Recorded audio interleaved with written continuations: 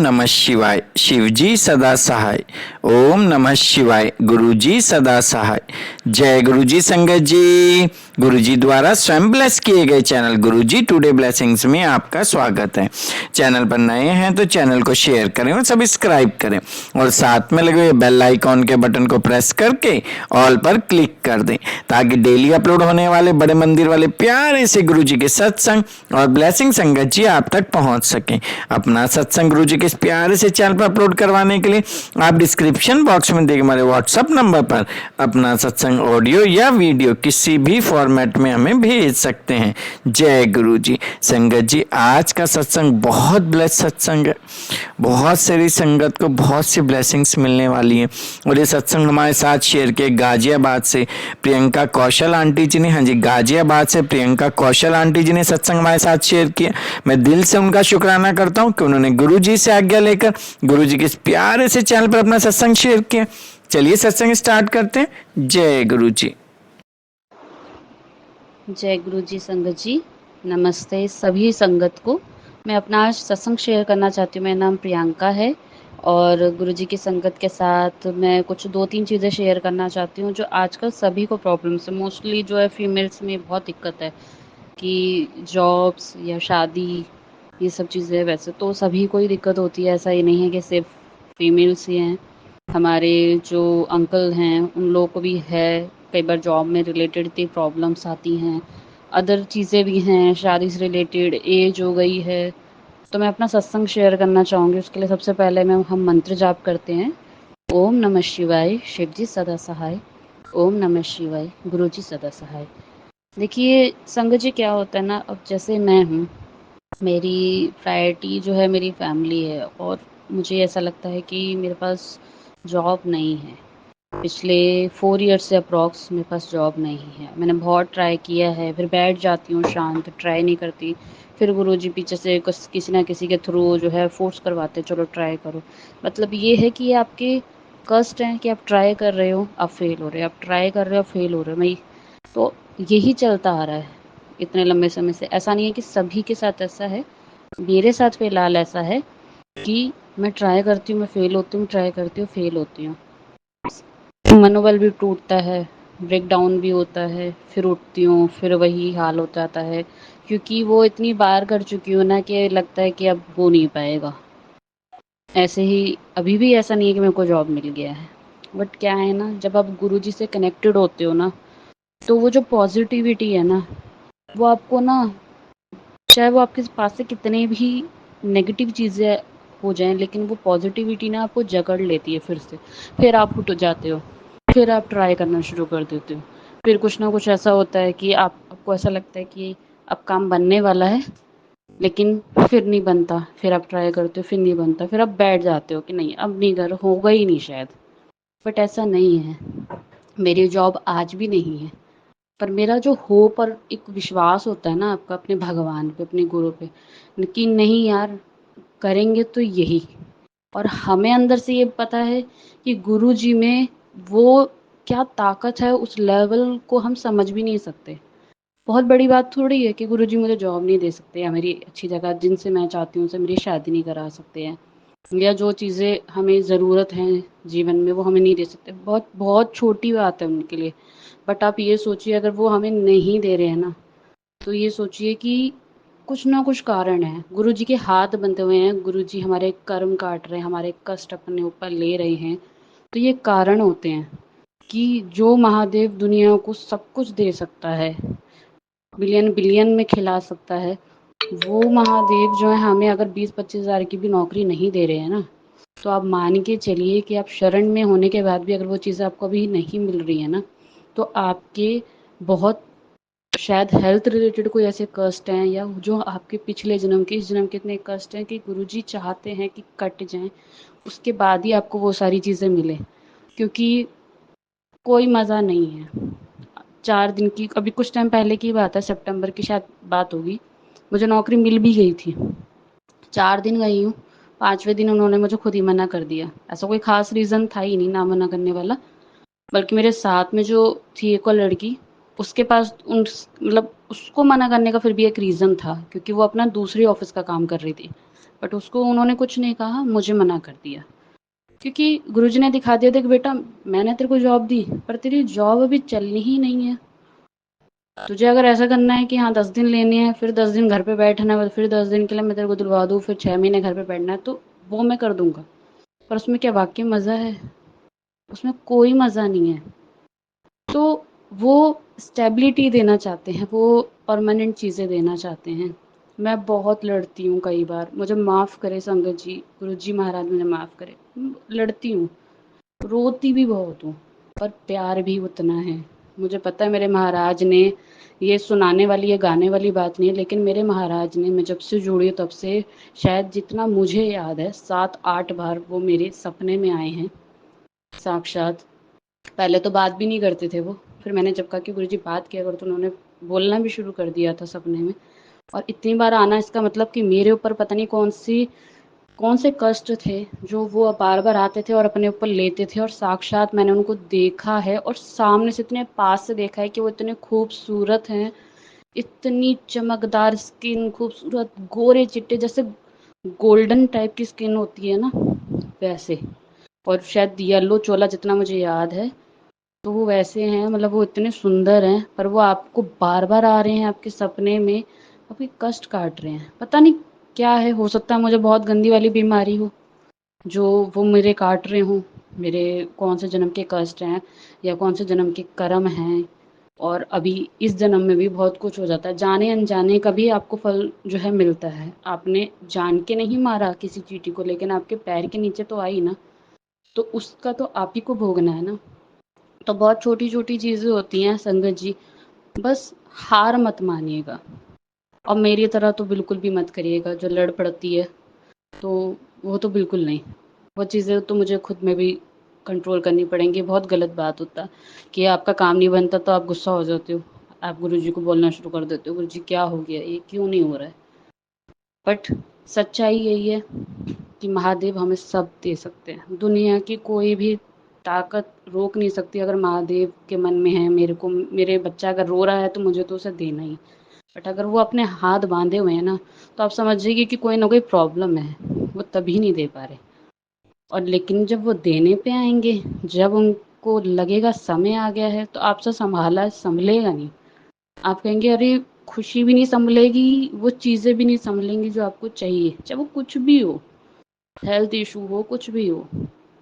तो बस थोड़ा सा धैर्य रखें। मैं सिर्फ ये सत्संग इसलिए कर रही हूँ कि मैं खुद इतनी परेशान हूँ जिस चीज़ से, इतने सालों से, नॉट इवन 4 इयर्स, मैं बहुत टाइम से परेशान हूँ। लगती है छूटती है, 6 महीने चली या 4 महीने चली, वो अलग हिसाब है मेरा। बट मुझे पता है कि अब मैं सही हाथों में हूँ। आज नहीं, कल नहीं, साल 2 साल 3 साल बाद मेरा बहुत अच्छा कुछ होने वाला है, बहुत अच्छा होने वाला है। बहुत अच्छे मैसेज मिलते हैं मुझे, कभी कोई ऐसे मैसेज नहीं मिलते कि मुझे ऐसा फील हो। हाँ कभी कुछ गलत करती होंगी तो लताड़ भी होती है, ऐसी बात नहीं है, लेकिन मैसेज बहुत अच्छे मिलते हैं। जॉब से रिलेटेड तो मैंने इतने सत्संग सुने हैं कि बस पूछो ही मत। बहुत सत्संग सुनवाते हैं गुरुजी, शायद कुछ अच्छा के लिए होता है तो बार बार वो मुझे बहुत पॉजिटिव वाले सत्संग सुनवाते हैं, और बहुत सारे सत्संग सुन सुन चुकी हूँ मैं इतने टाइम में। क्योंकि जो मुझे पता है, मैं 2021 से जो है गुरुजी के थोड़ा सा उनको जानना शुरू किया था मैंने। क्योंकि हम ऐसा तो नहीं कह सकते कि जोड़े हैं या कुछ है, क्योंकि हमें खुद ही नहीं पता होता क्या है हमारे जीवन में, कब हम उनके शरण में आए। हम तो उन्हीं की शरण में ही थे, बस जान पहचान अभी हुई है कि गुरु के रूप में, वरना हम है तो सब महादेव के ही बच्चे, सृष्टि उनकी है। तो संगत जी, बस थोड़ा सा ये है कि धैर्य रखिए। हाँ सत्संग शेयर करिए, सत्संग शेयर करिए। ये भी मुझे आज मैंने सत्संग सुना है तो फिर मुझे ये बात का रियलाइज़ हुआ कि नहीं, सत्संग शेयर करिए, बहुत टाइम हो गया, सत्संग शेयर करना बहुत ज़रूरी है। सत्संग शेयर करिएगा, जितना करेंगे कुछ आपको पुण्य लगेगा, कुछ उनको लगेगा, कुछ शेयर करने वाले को भी पुण्य लगेगा, और कुछ नहीं लगता, बहुत ही लगता है। ये चीज़ें जो टाइम रहते लोग समझ जाएँ तो बहुत अच्छी चीज़ है, क्योंकि सत्संग शेयर में बहुत शक्ति होती है। आपकी पता नहीं कौन सी चीज़ कहाँ बन जाए, कौन सा काम आपका बन जाए, आपको खुद भी नहीं पता होता। तो सत्संग शेयर करते रहिएगा हमेशा। और दूसरी चीज़, एक सत्संग सुनाना चाहूँगी महासमाधि का, 31 ऑफ मई का। हुआ ये था कि मुझे याद तो था, सत्संग वगैरह तो आना-जाना मेरा बहुत कम हो गया पहले से, क्योंकि घर में मम्मी-पापा हैं, सब कुछ है। तो गुरुजी ने ठीक है, आज्ञा नहीं दे रखी है बहुत ज़्यादा सत्संग वगैरह अटेंड करने के लिए, मैं घर में ही रहती हूँ। तो हुआ ये था कि 31st ऑफ मई में मुझे ड्रीम आता है, और मुझे मतलब ऐसा हो रहा था कि जैसे 31 तारीख आने वाली थी, तो मुझे याद भी था, फिर मैं भूल जाती थी कि गुरुजी की महासमाधि का दिन है, फिर याद आ गया। 31st मॉर्निंग की बात है, मैं उठी हूँ, मुझे याद भी नहीं था कि आज महासमाधि का दिन है, बट मुझे सपना जो आया था वो मुझे याद था। सपना ऐसा था कि मैं जो सपने में मैंने देखा कि मैं 3 जगह गई हूँ और मैं अपनी मम्मी के साथ हूँ, और तीनों जगह मुझे मोर ने दर्शन दिए आके। और जब 3rd जगह जहाँ मैं गई हूँ लास्ट में, वहाँ पे जो है एक रूम है, और वहाँ पे भी मैं पता नहीं चिड़िया ले रही हूँ, क्या ले रही हूँ, मुझे एग्ज़ैक्टली संगत जी माफ़ कीजिएगा, मुझे याद नहीं है। तो वहाँ पे भी मोर आ गया, और मैं मम्मी को बोल रही हूँ, मम्मी मोर आ गए यहाँ पे भी। तो और बराबर में ही उसी शॉप है, या बहुत बड़ा सा कमरा है, उसी के अंदर एक कमरा और है, ज़्यादा बड़ा नहीं है, और उसमें पिंक कलर का चोला लगा हुआ है, बिल्कुल बेबी पिंक कलर का बढ़िया सा चोला गुरुजी का, पूरा जैसे सेटअप होता है सत्संग में। और बाद में जो है 4-5-6 संगत आई है, और संगत ने जो है वहाँ पे, उसमें से एक लड़की है जो मेरी ही फ्रेंड है, तो उसने भी बेबी पिंक पहना हुआ है, शायद गुरुजी ने उसका भी कोई कष्ट काटना है, तभी वो मोस्टली मुझे दिखती भी है सत्संग में, क्योंकि मैं सत्संग उतना अटेंड कर नहीं पाती हूँ, तो मुझे सत्संग भी बहुत दिखते हैं, कभी किसी तरह से, किसी तरह से, नॉट एग्जैक्टली कि मैं ये कहूँगी कि हाँ बिल्कुल गद्दी लगी दिखती है, नहीं, बट ऐसा लगता है मैं सत्संग में जा रही हूँ, सत्संग में बैठी हूँ, इस तरह से चीज़ें होती हैं, माफ़ कीजिएगा गुरुजी। तो इस तरह की चीज़ें होती हैं मेरे साथ। तो अब आप ये देखिए कि हमें तो याद भी नहीं है, मुझे तो याद भी नहीं रहा कि आज महासमाधि का दिन है, तो मैं गुरुजी को सुबह गुड मॉर्निंग, गुड नाइट, तो ये सब मेरा रोज़ होता है। लेकिन जैसे याद रहता है कि समाधि का दिन है, और मुझे याद नहीं है, लेकिन मेरे गुरु को याद है कि मुझे अपनी बेटी को ब्लेस करना है। तरीके अलग होते हैं, किसी को बुला के ब्लेस करते हैं मंदिर, किसी को सत्संग में ले जाके ब्लेस कर देते हैं, किसी को कुछ दे के ब्लेस कर देते हैं, किसी से कुछ दिलवा के ब्लेस करते हैं, और किसी को ड्रीम में ब्लेस करते हैं, वो उनका तरीका है, और उनके करोड़ों तरीके हैं ब्लेस करने के। तो संगत जी ये मत सोचिएगा कि ड्रीम में ही आके ब्लेस होता है, ऐसा कुछ नहीं है, बहुत तरीके हैं गुरु जी के, वो भगवान है, उनके तो लीला ऐसी है कि जहाँ हम सोच खत्म करते हैं ना, उससे भी पता नहीं कितनी करोड़ों तरीके से आगे से वो उनकी सोच शुरू होती है। तो वो एक तरीका था उनका ब्लेस करने का, और मैंने फिर शुक्रिया करा, शुक्राना किया गुरुजी का, क्योंकि बहुत बड़ी बात है मेरे लिए कि मैं सत्संग अटेंड नहीं कर पाती। मैं वैसे भी बहुत परेशान हूँ, चाहे जॉब से सबसे ज़्यादा परेशान हूँ मैं सच बताऊँ तो। बट ठीक है, गुरुजी ने ताकत भी बहुत झेलने की दे रखी है अंदर से, क्योंकि आपको पता है जब आप कुछ नहीं कर रहे होते हो तो पड़ोसी या रिलेटिव्स, मतलब ऐसा नहीं है कि कोई प्रॉपर कोई ताना मार रहे हैं कुछ है, लेकिन टेंशन जो होती है ना, वो बहुत गंदी चीज़ होती है। तो कोई ना कोई कुछ जब नॉर्मल भी पूछता है ना, तो ऐसा लगता है कि कोई टोंट मार रहा है, क्योंकि वो एक कुछ सालों के बाद ना टोंट फील होने लग जाता है। आप 2-4 महीने के लिए जॉब छोड़ दोगे ना, कोई इतना लगता नहीं है। जब आपको बहुत साल हो जाते हैं ना, तब आपको ऐसा लगता है यार, ये मुझसे पूछ रहा है कहीं मुझे टोंट तो नहीं मार रहा। कई बार घर में भी कोई बात हो जाती है, कोई कुछ बोल देता है, हालाँकि घर वाले किसी के दुश्मन नहीं होते, लेकिन वही है कि वो भी परेशान है कि आप खाली बैठे हो, आप पढ़े लिखे हो, सब कुछ हो, कम पढ़े लिखे हो चाहे ज़्यादा पढ़े लिखे हो, लेकिन जीवन में अपनी इंडिपेंडेंस के लिए सबको कुछ ना कुछ करना चाहिए। आपको ये भी नहीं होना चाहिए कि शादी हो गई है तो हस्बैंड के ऊपर डिपेंड हो जाओ, तो ये सारी चीज़ें होती हैं, और मुझे है, मैं अंदर से मैं खुद के लिए, अपनी फैमिली के लिए बहुत कुछ करना चाहती हूँ। तो बस ये सत्संग सिर्फ इसलिए है कि अपनी टेंशन को थोड़ा कम रखें, सत्संग शेयर करें। सत्संग में रोज़ जाना कोई ज़रूरी नहीं है, महीने में 1 बार चले गए, बहुत बड़ी बात होती है। महीने में 1 बार मंदिर भी चले गए, बहुत बड़ी बात है, क्योंकि गुरु महाराज की संगत ऐसी बहुत सारी है जो बेचारी दूर बैठी हैं, वो चाहती हैं और वो आ नहीं पाती हैं, और कई लोग ऐसे हैं कि महीने में कितनी बार भी आ जाते हैं। तो ये बहुत बड़ी बात होती है अगर कोई एक बार भी पहुँच जाता है। तो बस यही है कि सिमरन करते रहें, खाली बैठे और बाहर जाते हुए, अंदर आते हुए, कभी भी है, जो भी थोड़ा बहुत टाइम जो भी आपको ऐसा लगता है, मन मन में बोलते रहिए, क्योंकि उल्टा सीधा सोचने से तो अच्छा ही है कि भगवान का सिमरन कर लिया जाए। जितना हम उनके बारे में सोचते हैं ना, वो हमेशा हर सेकंड हमारे बारे में ही सोचते हैं। बट उनको अच्छा लगता है कि मेरा बच्चा मुझे भी याद करता है। अगर मैं उसे हर सेकंड याद रखता हूँ और हर सेकंड उसके पास रखता हूँ, तो मेरा बच्चा भी मेरे लिए टाइम निकाल रहा है। क्योंकि इंसानी रूप में थोड़ा मुश्किल हो जाता है, कोई आ रहा है, कोई जा रहा है, पूजा पाठ आप प्रॉपर कर ही नहीं सकते घर में, ये चीज़ें होती हैं सबकी। पर ठीक है संगत जी, कोई टेंशन मत लीजिए। अगर किसी की नौकरी नहीं है, नौकरी भी लगेगी। किसी की शादी नहीं हो रही है, तो शादी भी होगी। शादी का भी मैं सत्संग जो है आपको सुनाऊँगी। मेरी शादी नहीं हुई है, तो भी मैं सत्संग सुनाऊँगी, पर ये वाला सत्संग बहुत ज़्यादा बड़ा हो जाएगा। तो मैं ये वाला सत्संग के बाद जो है एक सत्संग और शेयर करूँगी, तो अंकल जी जैसे भी करेंगे शेयर, तो मैं वो सत्संग आपको सुनाऊँगी। इसलिए ठीक है, टेंशन फ्री हो जाइए। ठीक है, अगर कोई टोंट मारता है तो उसे एज़ ब्लेसिंग लीजिए, क्योंकि वो आपके कष्ट काट रहा है। कोई गुस्सा करता है, एज़ ब्लेसिंग लीजिए, जवाब मत दीजिए बस। जहाँ जवाब देंगे वो बेकार हो जाएगा सब कुछ। तो कोशिश करिए सुन के अंदर लीजिए उसको, ना कि अपने जवाब से उसको ख़त्म करिए। ब्लेसिंग्स है आपकी, आपके कष्ट कट रहे हैं, आपके कर्म ख़त्म हो रहे हैं। यही तरीका गुरुजी ने मुझे समझाया है कि बेटा तरीका यही है, वही करो। और घर आपको पहले देखना है, ये नहीं कि सत्संग है तो गुरुजी ने ऐसा कुछ नहीं कहा। गुरुजी ने कुछ कहा ही नहीं है, पहली बात तो शायद ऐसा है, जितना मुझे पता है। क्योंकि एक भगवान, एक गुरु कभी ये नहीं कहता कि घर बार छोड़ के अपना यहाँ बैठे रहो, कभी नहीं। लेकिन अगर वो बुलाते हैं तो वो कुछ सोच समझ के बुलाते हैं कि हाँ सत्संग में आज बुला रहे हैं तो कुछ ना कुछ दे के ही भेजते हैं। खाली हाथ तो कभी भगवान भेजता ही नहीं।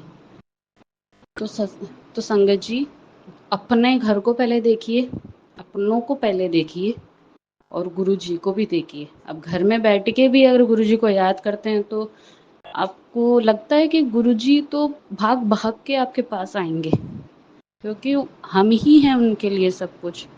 हमारे लिए ही वो सब कुछ कर रहे हैं।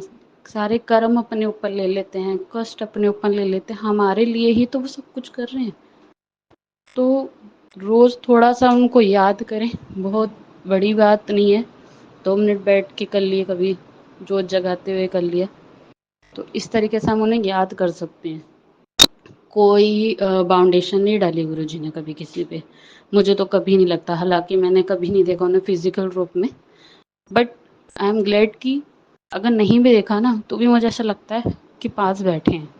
मतलब मैं उनसे खड़े होके बहुत देर देर तक बातें करती रहती हूँ मंदिर के आगे, गुरुजी ऐसे, गुरुजी वैसे, ये वो। और रोना तो आता ही है, जब परेशान होते हो अंदर से, दिल से परेशान होता है ना आदमी भी, तो उसको ही पता होती है कि उस पे क्या बीत रही है उस टाइम। रोना भी बहुत आता है, पर ठीक है। वो जो एक गजब की पॉजिटिविटी देते हैं ना, कि मैं तो बैठा हूँ ना, मैं तो बैठा हूँ ना करने के लिए, फिर रोना किस बात का है। आज कष्ट कटेंगे, कल हाथ में सब कुछ दे दूंगा, पर कम से कम थोड़ा सब्र कर लो। थोड़े अब ये है कि कर्म अच्छे कर लो। जो पिछले हैं वो तो भोगने ही है, उसमें से भी 90% गुरुजी ही भोग लेते हैं। वो 10 भी हमारा बुरा हाल कर देता है, 10% भी। लेकिन अगर आगे अच्छे कर्म करेंगे तो वो 10% भी हमें भोगना नहीं पड़ेगा। ये सब पे अप्लाई होती है, और ये मुझ पे भी होती है। मैं इतनी बड़ी बात बोल रही हूँ, बट ये मुझ पे भी होती है। शायद गुरुजी बुलवाए जा रहे हैं, तो इसलिए अभी फ़िलहाल तो ये सत्संग बहुत बड़ा हो जाएगा। फ़िलहाल के लिए मैं जय गुरु जी बोलना चाहूँगी संगत जी, और खुश रहिए। मंत्र जाप करते हैं। ओम नमः शिवाय, शिव जी सदा सहाय। ओम नमः शिवाय, गुरु जी सदा सहाय। जय गुरु जी।